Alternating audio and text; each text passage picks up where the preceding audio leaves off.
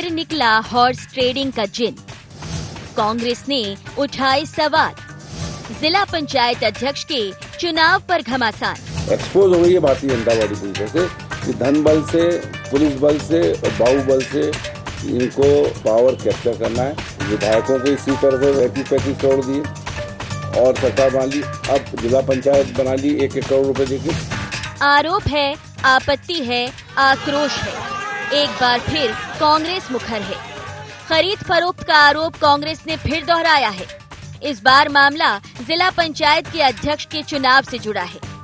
शुक्रवार को हुए इस चुनाव में अलग अलग जगह से कांग्रेस के हंगामे की खबरें सामने आई। सबसे हॉट सीट राजधानी भोपाल की रही, जिसमें बाजी भाजपा ने मार ली और उसके बाद से ही शुरू हुआ कांग्रेस की तरफ से आरोपों का सिलसिला। कांग्रेस के पूर्व मंत्री पीसी शर्मा ने न केवल आरोप लगाए हैं, बल्कि चेतावनी भरे लहजे में कमलनाथ की सरकार वापसी के साथ इन मामलों में जांच की बात भी कही है। और इन सब मामलों की जांच 2023 में होगी, जब कमलनाथ जी के नेतृत्व में सरकार बनेगी, और एक को भी नहीं छोड़ेंगे। हमने चुनाव आयोग को भी दिया है, ये हम कोर्ट में भी जाएंगे इस पूरे मामले में, और ये इसमें आएगा निश्चित तौर भोपाल के मामले में। कांग्रेस के पास आरोप भले नए ना हो, लेकिन साल 2023 के विधानसभा चुनाव की तैयारी को लेकर चर्चा है और वापसी का भरोसा भी है। तो वहीं आरोपों पर भाजपा की ओर से कांग्रेस पर तंज है। बीजेपी बोली, जीत हार के कांग्रेस के अलग अलग पैमाने हैं। आरोप तो कांग्रेस हमेशा लगाती, हम सब लोग जानते ही हैं। जहां वो जीत जाते वहां ये सब नहीं होता। वो छिंदवाड़ा में जीत गए जिला पंचायत, तो वहाँ हॉर्स ट्रेडिंग नहीं हुई, वहाँ बिल्कुल राम राज्य आ गया था। राजनीति में इस तरह की बातों का कोई अर्थ नहीं होता, जनता समझती है। कांग्रेस कभी भी अपनी हार को स्वीकार नहीं करती, क्योंकि उसका लोकतंत्र में विश्वास नहीं है। कांग्रेस हमेशा तानाशाही और राजशाही मानसिकता की पार्टी रही है, और आज भी उनकी वही तानाशाही और राजशाही की मानसिकता है। बहरहाल आरोपों से इतर भाजपा जीत के जश्न में है। वहीं कांग्रेस ने पुराना राग फिर आलापा है। चेतावनी देने के साथ हॉर्स ट्रेडिंग के आरोप लगाए हैं, लेकिन इन सब के इतर नतीजों से निकले मंथन को समझने की जरूरत है कि आखिर जनता का मन क्या चाहता है, और उसके मन को जीतने अभी और कितनी मशक्कत सियासी दलों को करनी होगी। Bureau report, IND 24।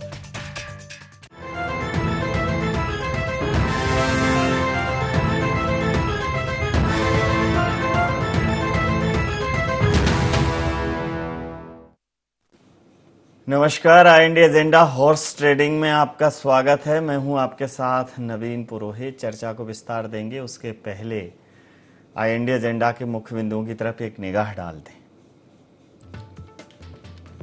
क्यों कांग्रेस ने फिर लगाए हॉर्स ट्रेडिंग के आरोप? क्यों भारतीय जनता पार्टी ने बताया हार को खींच? क्यों कांग्रेस कर रही जनमत का अपमान? क्यों बार बार कांग्रेस लगा रही खरीद फरोख्त के आरोप? मध्य प्रदेश में नगरीय निकाय के चुनावों में नगर निगम और जिला पंचायत के परिणाम सामने आ चुके हैं। नगर निगम में जहां प्रत्यक्ष प्रणाली से चुनाव हुआ, वहां स्पष्ट दिखा कि भारतीय जनता पार्टी के अतिरिक्त कांग्रेस को भी खासा स्थान मिला, निर्दलीय को स्थान मिला, और एक नई पार्टी की आमद हुई, आम आदमी पार्टी की। तो प्रत्यक्ष प्रणाली में एकदम स्पष्ट है कि भले ही भारतीय जनता पार्टी ने एक अच्छा मैंडेट लिया हो, लेकिन जो उसका पिछली बार क्लीन स्वीप का जो स्टेटस था, क्लीन स्वीप की जो उसकी मंजिल थी, वो इस बार हासिल नहीं कर पाई। और अप्रत्यक्ष प्रणाली में जिला पंचायत के चुनावों में 41 जगह पर भारतीय जनता पार्टी के अध्यक्ष बने। इसमें कई जगह ऐसी स्थितियां थीं जहां कांग्रेस समर्थित लोग ज़्यादा थे, ऐसा कहना कांग्रेस का है। और उन्होंने कहा कि प्रशासन का जमकर दुरुपयोग हुआ है, धनबल का दुरुपयोग हुआ है और इसको लेकर कांग्रेस अदालत में जाने की तैयारी कर रही है। निर्वाचन आयोग में भी शिकायत की है कांग्रेस ने और कांग्रेस आशंका भी जता रही है कि यही हाल नगर परिषद और नगर पालिकाओं के अध्यक्ष के चुनावों के दौरान होगा। कुल मिलाकर वो भारतीय जनता पार्टी पर लोकतंत्र को खरीदने, लोकतंत्र को कुचलने, लोकतंत्र की हत्या करने जैसे संगीन आरोप लगा रही है। इस दौरान मध्य प्रदेश में पूर्व मुख्यमंत्री दिग्विजय सिंह और भारतीय जनता पार्टी के कद्दावर नेताओं के बीच में झड़प भी देखने को मिली।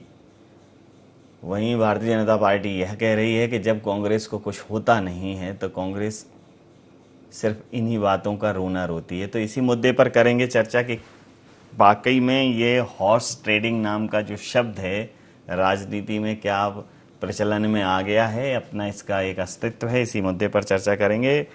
भूपेंद्र गुप्ता जी उपाध्यक्ष हैं मीडिया विभाग मध्य प्रदेश कांग्रेस के, हमारे साथ हैं। डॉक्टर दिव्या गुप्ता प्रवक्ता मध्य प्रदेश भारतीय जनता पार्टी की हमारे साथ हैं। देवदत्त दुबे जी वरिष्ठ पत्रकार हमारे साथ पैनल में। आप समस्त महानुभावों का बहुत बहुत स्वागत। सीधा सवाल दिव्या जी, एक आरोप है जहां आप जीतते हो वहां तो आप जीत जाते हो और जहां आप हारते हो वहां तो डेफिनेटली जीत जाते हो। तो ये कौन सा फॉर्मूला लगा रहे हैं आप राजनीति में? कौन सी पिक्चर थी वो अक्षय कुमार की, जो मैं करता हूँ, जो मैं बोलता हूँ मैं नहीं करता हूँ और जो मैं बोलता हूँ मैं डेफिनेटली कर जाता हूँ, राउडी राठौर। उसका कुछ डायलॉग मिलता जुलता है। जी जो भी हो, लेकिन मध्य प्रदेश में ये राउडी राठौर जो है वो कहीं ना कहीं क्राउडी जो सपोर्ट है उसको इधर उधर कर रहा है।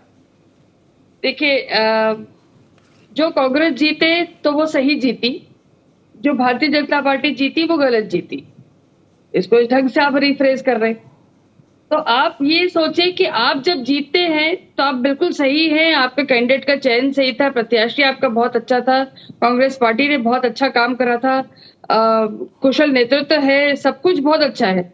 और जैसे भारतीय जनता पार्टी का कोई भी प्रत्याशी अगर जीत जाता है तो शासन, प्रशासन, तंत्र, धन बल, बाहुबल, पता नहीं क्या क्या, और आपने तो आज ये बोल दिया कि लोकतंत्र की हत्या तक का आरोप लगा दिया। तो ये सब विलाप किस बात का है? 70 साल तक जिन्होंने सत्ता भोगी, जिन्होंने उसका विलासिता भोगी, उनसे एक्चुअली हार नहीं पचती है। वो जो हार है उसका वो अभी तक समझ में नहीं आता कि हम हार गए, एक बात। दूसरी बात ये कि जब हमने इतना बड़ा गैप हो गया है, प्रचंड बहुमत है भारतीय जनता पार्टी की, और वो जो बहुमत है जिसके बारे में बार बार कहा जा रहा था कि सेमीफाइनल में आप कैसे जाएंगे, आप किस तरह से जाएंगे, तो हार इतनी बड़ी है, गैप इतना बड़ा है, वो गैप को पाट पाना कांग्रेस के लिए, पाट भी पाना और पचा भी पाना, दोनों चीजें संभव नहीं हो पा रही है। तो सेमीफाइनल से फाइनल में भारतीय जनता पार्टी तो फ्लाइंग कलर्स में निकल के पहुंच गई, लेकिन अब चूंकि आपको एक बार बार कैसे हार को कैसे बताए, कैसे डिफाइन करे, तो फिर विलाप ही होगा, फिर बार बार आक्षेप ही लगेगा, आरोप ही लगेगा, क्योंकि जिनसे अपना घर ना संभला हो, जिनके अपने विधायक क्रॉस वोटिंग कर जाते हो, तो उनके लिए उसके अलावा और क्या क्या रास्ता रह जाता है इस विलाप के अलावा? भूपेंद्र जी, इसके अलावा कोई रास्ता है क्या? पहली चीज तो जो है डॉक्टर दिव्या जी की दिव्यता को मैं प्रणाम करता हूं कि उन्होंने कहा कि 70 साल में जो है लोग विलासिता करते रहे, ऐश करते रहे सत्ता के माध्यम से। तो इस 70 साल में जो है 2 बार तो अटल जी भी रहे।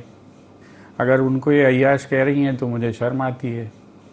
मोरारजी देसाई, सुन लीजिए, अब आपसे मैंने बीच में नहीं आपको टोका, आप सुन लीजिए। अब उन्होंने बिलासी कहा, बिलासी कहा ना, बिलासिता का मतलब क्या होता है? बिलासी का मतलब क्या होता है? आप बिल्कुल अभी जो है मुझे बोलने दीजिए, आप मुझे बोलने दीजिए, आप बिल्कुल बोलने, आप कैसे नहीं करेंगे? बिलासिता का अर्थ क्या होता है बताइए आप? बिलासिता का अर्थ क्या होता है? भोगने का अर्थ क्या होता है? भोगने का अर्थ क्या होता है बताइए आप जो है आपकी भारतीय जनता पार्टी को आजकल ये जो 6 फुट की जुबान है वो उसका मैं प्रतिकार कर रहा हूँ कि जुबान संभाल के आपको इस्तेमाल करनी चाहिए। आपको बिल्कुल जुबान नहीं। संभाल के आपको इस्तेमाल शर्म करनी आनी चाहिए। आप मोरारजी आप शर्म देसाई के आनी बारे में ये बात कह रही हैं, आप अटल जी के बारे में ये बात कह रही हैं, आप हरदनहल्ली देवगौड़ा के बारे में ये बात कर रही हैं, आप गुजराल जी के बारे में ये बात कर रही हैं। आपको शर्म नहीं आती? और आप बुद्धिमान बन के बैठी हुई हैं यहाँ पर। बहुत फर्क है। क्या है? आप बताइए, विलासिता का अर्थ क्या होता है? भोगने का अर्थ क्या होता है? आपको कुछ हैरत नहीं होती है ऐसे शब्दों का प्रयोग करने में? आप कैसे बोल रही है कि हमने सत्ता को भोगा, हमने विलासिता की? आपने नहीं की। आप भी 70 साल में उससे सरकारों में शामिल थी। आप अब चुप नहीं रह पाओगी आप, क्योंकि पकड़ी गई हो। आप चुप नहीं रह पाएंगी क्योंकि पकड़ी गई हैं आप। आप पकड़ी गई हैं, इसलिए आप चुप नहीं रह पाएंगी। मेरा कहना ये था दिव्या जी, चुप नहीं रह पाएंगी, दिव्या जी, आप पकड़ी गई हैं। दिव्या जी, आप पकड़ी गई हैं, इसलिए आपको क्षमा मांगनी चाहिए कि आपने अटल जी को विलासिता बोला, वो भी भोगी बोला। दिव्या जी, आप शर्म आनी चाहिए आपको। आप बीजेपी में होकर अटल जी को भोगी बोल रही हैं। आप जो है मोरारजी देसाई को भोगी बोल रही हैं, विलासी बोल रही हैं। अरे आप जो है देवगौड़ा को विलासी बोल रही हैं, भोगी बोल रही हैं। आपको शर्मानी चाहिए। माफी मांगिए, माफी मांगिए। आप क्या बात करती हैं? मेरा कहना सुनिए। अरे के बारे में ये भोगी विलासी में ही पूरा एजेंडा निकल जाएगा। मैं भोगी विलासी आपके टर्न पर जब आएगा तो दिव्या जी अपना मंतव्य क्लियर कर देंगी। आप आगे। इसका तो मैंने आभार व्यक्त कर दिया कि इन्होंने जो भारतीय जनता पार्टी को एक क्रेडिट सर्टिफिकेट दिया है। जी। 2 सरकारें भाजपा की, एक जनता पार्टी की, एक जो है एचडी देवगौड़ा की, एक जो है गुजराल साहब की, सबको इन्होंने सर्टिफिकेट दे दिया भोगी और विलासी होने का। अब दूसरी बात मैं ये कहता हूँ कि ये जो है हमारी जो है बहन डॉक्टर हैं, तो इन्हें कानून का ज्ञान नहीं है। जो आदमी मौजूद है मतदान स्थल पर, खुद अपने सशरीर, जिसको धकेलते हुए जो है हमारे माननीय जो रामेश्वर शर्मा ले जा रहे हैं कमर में हाथ डाल के, वो व्यक्ति टेंडर वोट डाल रहा है। किस आधार पर? ये कानून में पढ़ा है क्या इन्होंने? पूछे, धारा पढ़ के आई है क्या? कैसे डाला उसने टेंडर वोट? 4 टेंडर वोट, आदमी मौजूद और उसको वोट नहीं डालने दे रहे। आप वोट डाल रहे हैं, आप बीजेपी का नेता वोट डाल रहे हैं मिस्टर पाल गुजर का। ये खेल आप कर रही हैं। वो कह रही हैं हम बहुत सात्विक हैं, हम बड़े पवित्र लोग हैं, हमने तो जो है कानून की बड़ी मर्यादा का पालन किया है। इसका जवाब दीजिए, किस कानून में लिखा है कि गुजर की वोट पाल साहब डालेंगे? उसको जो है धकेल के मतदान केंद्र के अंदर जो है मंत्रीगण ले जाएंगे, उसको जो है आपके विधायक ले जाएंगे। इस किस कानून में लिखा हुआ है? वो कांग्रेस हार गई तो रोने लगी। ये रटा रटाया डायलॉग कितने बार बोलेंगी आप? ये सारी चीजें सार्वजनिक पब्लिक डोमेन में है। लोगों ने आपके नेताओं को जो है ये कारगुजारी करते हुए देखा है अपनी आंख से। इसका जवाब दीजिए आप इस प्रदेश की जनता को। ये बताइए कि ये क्या कर रहे थे, वो क्यों डली टेंडर वोट? जब आदमी जिंदा खड़ा है वहां सा शरीर, तो उसको उसकी वोट क्यों नहीं डालने दी गई? पूछ ले। आपने कांग्रेस के आदमियों को ही बना दिया और दावा ऐसे कर रही हैं कि जैसे मजा आ गया।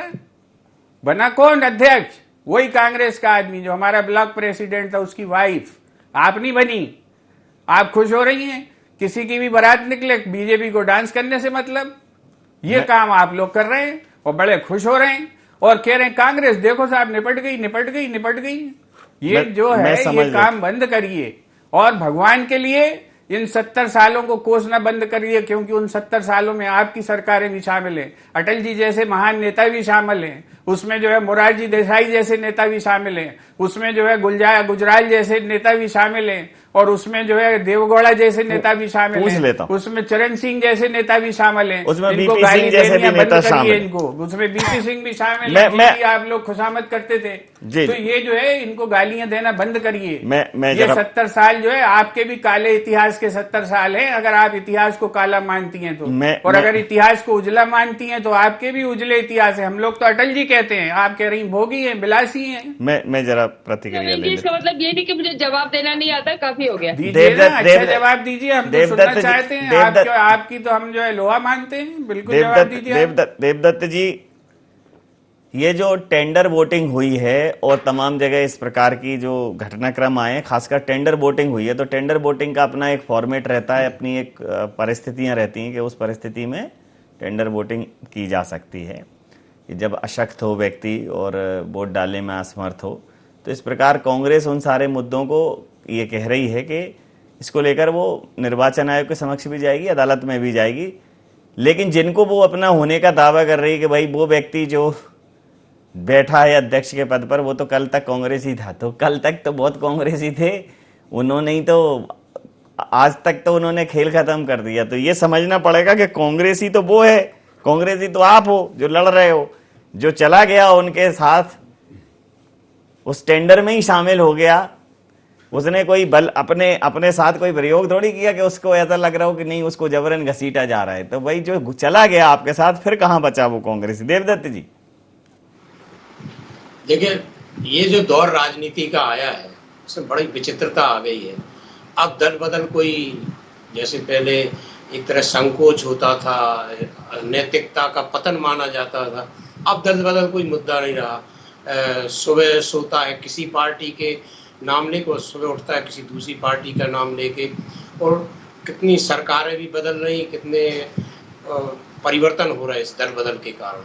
और दूसरा जो नगरीय निकाय और पंचायती राज चुनाव में देखने को मिला, उसमें पिछले कई सालों से ये हो रहा है कि खरीद फरोख्त बिल्कुल सरेआम होती है, रेट कहीं कम कहीं ज़्यादा ये रहता है बिल्कुल।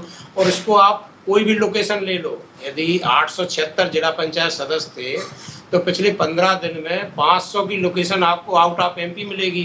कोई मथुरा, कोई गोवा, कहाँ कहाँ जो तीर्थ यात्रा पे कहाँ घूमने सब गए। बाड़ेबंदी हो रही है सर, बाड़ेबंदी एक शब्द था, बाड़ेबंदी। हाँ, जानवर इधर उधर नहीं हो जाए तो उनके लिए बाड़ेबंदी की जाती थी, आदमियों के लिए बाड़ेबंदी होने लगी है। बिल्कुल, अब इससे इनकार नहीं किया जा सकता।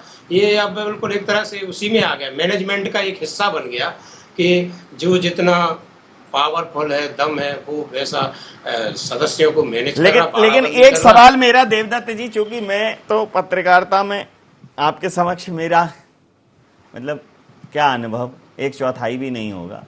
आपने तो उस समय भी देखा होगा, क्या जब कांग्रेस का शासनकाल होता था तो क्या इस प्रकार की चीजें नहीं होती थी अप्रत्यक्ष प्रणाली में? देखिए, तब भी शुरुआत तो हो चुकी थी। मैंने सागर जिला पंचायत में देखा था कि सदस्यों को वो किया गया था, बरमान ले गए थे वहाँ पास में, और वहाँ कस्मेस में दिलाई थी, और कुछ कुछ वो जो हमारे यहाँ हैंड कहते थे, हैंड किया गया है। तो मैं ये कह रहा हूँ कि ये एक प्रचलन में आ गया। लेकिन इस बार जिस तरीके से हुआ, खासकर टेंडर बोर्ड की 2 विसंगतियां देखिए आप, कि उज्जैन में टेंडर बोर्ड नहीं हो पाया और मंत्री मोहन यादव एसडीएम को धमका रहे, धरने पे बैठ रहे, उनका हार भी गया वहाँ प्रत्याशी। भोपाल में जब सदस्य वहीं मौजूद है इलेक्शन ऑफिस में, वहीं टेंडर बोर्ड डल रहे हैं। तो इन सब चीजों की पारदर्शिता बननी चाहिए, नियम कानून का पालन होना चाहिए। अन्यथा आज इनको है, कल उनकी सत्ता आएगी, वो भी ऐसा ही करेंगे। बिल्कुल। इससे होगा क्या कि ये जो धीरे धीरे जो गिरावट आ रही है वो और गिरती जाएगी, और फिर पैसा और लोग दमखम ही इकट्ठा करेंगे, काय को सेवा करेंगे, काय को विकास करेंगे। क्योंकि मालूम है कि हम जीत लेते हैं, हारी हुई बाजी भी जीत लेते हैं। तो ये जो प्रचलन और दौर शुरू हुआ, मुझे लगता है ये राजनीति में दोनों दलों के लिए खतरनाक है, किसी एक के लिए नहीं है। ये प्रथा आपने शुरू की, तो अब आप सोचिए कि ईमानदार और गरीब आदमी तो अब चुनाव लड़ नहीं सकता। कौन जनपद अध्यक्ष बन सकता है, कौन जिला पंचायत अध्यक्ष बन सकता है, क्योंकि उसके पहले चुनाव लड़ने के लिए पैसे चाहिए और फिर सदस्यों को खरीदने के लिए वोटों चाहिए। तो ये बहुत बड़ा संकट आ गया है इस जो पंच परमेश्वर की अवधारणा पर त्रिस्तरीय पंचायती राज है। कहाँ तो जुम्मन शेख अलगू चौधरी और खाला का जो वक्तव्य, अब तो सर पंचायत तो ठीक है, अब तो अपन लोगों पे भी संकट है। सोचना पड़ता है कि ईमान के डर, बिगाड़ के डर से ईमान की बात कहें कि नहीं कहें। बिल्कुल सही है। तो ये जो दौर है वाकई में ये बड़ा कठिन दौर है, इससे निकलना चाहिए। तभी लोकतंत्र की जो हम बातें करते हैं वो यथार्थ में तभी होगा कि हम उसको मजबूत। बिल्कुल ठीक कहा आपने। अब सर दूसरे राउंड की जरा प्रतिक्रिया ले लेता हूं। दिव्या जी, तो धनबल और ये कहना चाहिए कि प्रशासनिक मशीनरी का दुरुपयोग का आरोप लगा रही है कांग्रेस आप पर, और आपके पास आ बहुत जाते हैं कांग्रेस के लोग, बहुत ही जल्दी आप उनको कन्विंस कर लेते हैं। ये जो कन्विंसिंग पावर है, ये अगर मतलब सब में आ जाए तो जिंदगी कितनी आसान हो जाए। लोग मंत्री पद छोड़ देते हैं, लोग विधायकी छोड़ देते हैं, लोग संगठन का पद छोड़ देते हैं और भारतीय जनता पार्टी में आ जाते हैं। भारतीय जनता पार्टी पॉलिटिकल उसका एक तरीके से ओलंपिक जैसा मैदान हो गया है कि वहां जो पहुंच गया खिलाड़ी तो तर जाता है एकदम, वैसी स्थिति हो गई। क्या कहें इसको कि खिंचे चले आते हैं लोग, मुझे लगता है ऐसा कुछ हो जाना चाहिए। अब एक और बात ये मान लीजिए कि अगर आपको और मुझको कोई प्रलोभन दिया जाता है, माननीय देवदत्त जी इतने सीनियर हैं, कोई प्रलोभन दिया गया हो तो क्या वो अपने रास्ते से, अपनी आइडियोलॉजी से, अपनी भावनाओं से डिग जाएंगे? क्या वो हटेंगे? क्या उस लकीर को फॉलो करना बंद कर देंगे? देखिए, जिस व्यक्ति में, मैं फिर बोलती हूँ कि जो लोग अपना किला नहीं संभाल पाते, भूपेंद्र जी मैं आपसे बहुत विनम्रता के साथ एक क्षमा मांगूंगी, मैं बीच में से रोक रही हूँ। शब्दों के प्रयोग के बारे में आप और हम बहुत बहुत विस्तार से जानते हैं और यही शब्दों के प्रयोग के कारण डिबेट ऊपर नीचे हो जाते हैं। इसलिए मेरा आपसे बहुत विनम्र निवेदन है, उस बेल्ट के नीचे मत आइएगा कभी भी। वो मर्यादा आप और हम मेंटेन करेंगे तो डिबेट का स्तर अच्छा रहेगा और हमको तर्कों के साथ चर्चा करने में आनंद आएगा। एक बात। दूसरी बात, मेरा ये कहना है कि जो कांग्रेस अपना गढ़ नहीं संभाल पाती, जो अपने विधायकों को नहीं संभाल पाती, अपने कार्यकर्ताओं को नहीं संभाल पाती, वो पड़ोसी पर कैसे आक्षेप लगा सकती है कि ये मेरे घर में आके ऐसा कर गया? देखिए, सिक्का अगर आपका खोटा है, अगर घर में आपके छेद है, नैया में आपके छेद है, तो किसी और पर कैसे आप इल्जाम लगा सकते हैं? परेशानी इस बात की है कि आपसे आपका गढ़ नहीं संभलता। और फिर उसके बाद दूसरी जो एक राजनीति होती है कि जो मैं जीता, तो मैंने आपको बार बार कहा कि जो मैं जीता वो मैं सही हूं, लेकिन जो मैं हारा तो वो मैं गलत हूं, क्योंकि दूसरे वाले ने गलती करी थी, क्योंकि दूसरे वाले ने चीटिंग करी थी। आपने कभी इस बात को लेके कहीं संशय नहीं करा? तो आप प्रशासन पे भी उंगली उठाएंगे, आप शासन पे भी उंगली उठाएंगे। और आपको किसने रोका? अगर आपको लग रहा है कि 5 अपवाद हुए हैं तो आप जाइए कोर्ट, आप जाइए इलेक्शन कमीशन, किसी ने नहीं रोका। इसीलिए प्रजातंत्र है और इसीलिए आपको जाने की इजाजत भी है और इसे जाना चाहिए भी, आपका अधिकार भी है। लेकिन इसका मतलब ये नहीं है सर कि आपने जो इतनी लंबी खाई हो चुकी है, इतनी लंबी, इतनी बड़ी चौड़ी खाई हो चुकी है, उस खाई में आप कैसे कहेंगे कि ये आपकी जय है या आपकी विजय है, या कहीं से भी आप उसको पाठ पा सकेंगे? आप 5-6 उदाहरण दे देंगे, आपने चलो मान लिया, आपने 5-6 उदाहरण दे भी लिए, तब चले जाएंगे आप उसके इलेक्शन कमीशन में कंप्लेंट करने। लेकिन 5-6 और 100 का डिफरेंस, उसको कैसे पूरा करेंगे साहब? तो कम से कम इतना तो चिंतन करिए। मैं पूछ लेता हूं भूपेंद्र जी से। भूपेंद्र जी, एक आंचलिक कहावत है बुंदेलखंड में कि अपनो दाम खोटो सो परखैया को का दोष।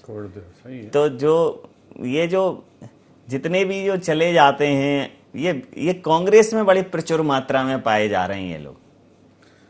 ये क्या है, समय काल और परिस्थिति, ये भी बुंदेलखंडी में एक कहावत है। और ऐसा नहीं है कि कांग्रेस में ही प्रचुर मात्रा में है।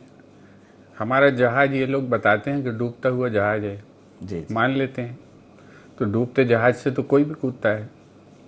आपका जहाज तो उड़ता हुआ जहाज है। कलकत्ते में क्यों कूद रहे हैं लोग? उत्तराखंड में क्यों कूदे लोग? जरा इसका जवाब इनसे पूछना चाहिए। तो इनकी जवान से 1 मिनट सुन ले, अब बीच में मत बोलिए। मैंने आपको कितने धैर्य से सुना, आपने मुझे सुझाव दिया, मैंने वो भी माना। अब आप मुझे थोड़ा सा वक्त दीजिए। जी जी, मैं आपका इस बात के लिए बड़ा आभारी हूं कि आपने मुझे सुझाव दिया कि शब्दों के इस्तेमाल और भाषा को जो है आधार बना के डिबेट जो है डिविएट नहीं करना चाहिए। आप एक शब्द के आधार पर पूरे देश में डिबेट चला रहे हैं और देश की सर्वोच्च जो हस्ती है उसका जो है निंदा कर रहे हैं। रोज पूरी दुनिया को बता रहे हैं, पूरा विश्व जान रहा है कि आपकी राष्ट्रपति के बारे में सड़कों पर ये बहस हो रही है। तब आपको शब्दों का खेल खेलने में आपको लाज नहीं आती? ये भी शब्दों का ही खेल खेल रहे हैं आप लोग। सुन लीजिए अब बात को, मेरी बात मैं आपको गंभीरता से ले रहा हूँ और आपके सुझाव को सर माथे पे रख रहा हूँ। दिल्ली चले गए आप, आपके सर माथे पे रख रहा हूँ आपकी बात को। और इस बात को अपनी पार्टी को समझाइए कि ये शब्दों से खेलना बंद करिए, इससे देश की तौहीन होती है। इससे जो है कांग्रेस भले उसके आप स्कोर में आपके 2 नंबर बढ़ जाएंगे, मगर देश की बर्बादी कर रही हैं आप और आपकी पार्टी और देश का इसमें नुकसान हो रहा है। जी। अब दूसरी चीज, मैंने एकमात्र सवाल आपसे किया है कि आप बता दीजिए कि टेंडर बोर्ड क्यों करवाया आपके प्रशासन ने? अगर हम ये आवाज उठा रहे हैं तो हम हारे हुए लोग हैं। हम जो है ऑलरेडी इलेक्शन कमीशन जा चुके हैं आपकी सूचना के लिए, और आपकी सूचना के लिए कि हम अदालत भी जा रहे हैं। लेकिन आपको भी सब पता है कि चुनाव आयोग में क्या हो रहा है और अदालत में फैसलों में कितना टाइम लगता है। सुन लीजिए, अदालत में फैसलों में कितना टाइम लगता है। आखिरी दिन होते हैं फैसले। एक दिन का एमएलए बनी थी आपकी जो है नीना वर्मा, कैसे हुई थी आपको पता है उनके बारे में? एक दिन के लिए बेचारा विधायक बना था। ये अदालतों में ये सारी चीजें होती रहती हैं और ये चीजें सारा देश जानता है। इसलिए उसको आधार बनाकर बार बार ये कहना है कि हिम्मत हो तो अदालत चले जाओ, हिम्मत हो तो अदालत चले जाओ। कितने लोग जा सकते हैं और कितने लोग ये प्रैक्टिस कर सकते हैं? लेकिन आपका प्रशासन मनमर्जी करेगा, इसकी चर्चा आप नहीं करेंगी। कैसे करा दिए जिंदा खड़े जो लोग वहीं पर मतदान बूथ में, उनकी टेंडर वोट कैसे करा दी, इसकी चर्चा भी नहीं करना चाहिए। आपके सवाल 5 लोगों ने कर दिया, मान लो क्यों? आपके सवाल ने भी कर दिया तो क्यों कर दिया? आपके सवाल यहीं छोड़ देता हूं, जनता आपके इन सवालों का जवाब खोजेगी। सर, एक संचित प्रतिक्रिया, समय की बिल्कुल अंतिम उसमें चल रहा हूं मैं, अंतिम समय सीमा में। देवदत्त जी। जी बिल्कुल, ये दोनों ही दलों के जनप्रतिनिधि विद्वान है, प्रवक्ता है, तो इनको इस अपने अपने दलों को भी सुझाव देना चाहिए कि भले सरकार में आज हमें कल तुम हो, इस तरह के शुरुआत या इस तरह की गतिविधियां ना करें।